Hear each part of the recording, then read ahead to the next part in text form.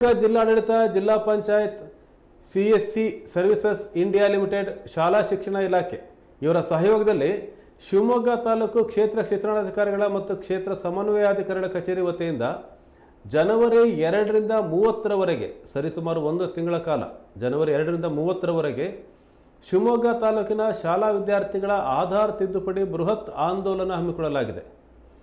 ಜನವರಿ 2ರಂದು ಬೆಳಗ್ಗೆ 11 ಗಂಟೆಗೆ ಸರ್ಕಾರಿ ಪ್ರೌಢಶಾಲೆ ಕಾಜಿನಕಟ್ಟೆಯಲ್ಲಿ ಜಿಲ್ಲಾ ಪಂಚಾಯಿತಿ ಮುಖ್ಯ ಕಾರ್ಯನಿರ್ವಹಣಾಧಿಕಾರಿ ಹೇಮಂತ್ ಎನ್ ಅವರು ಆಧಾರ್ ತಿದ್ದುಪಡಿ ಬೃಹತ್ ಆಂದೋಲನಕ್ಕೆ ಚಾಲನೆ ಕೊಡ್ತಾರೆ.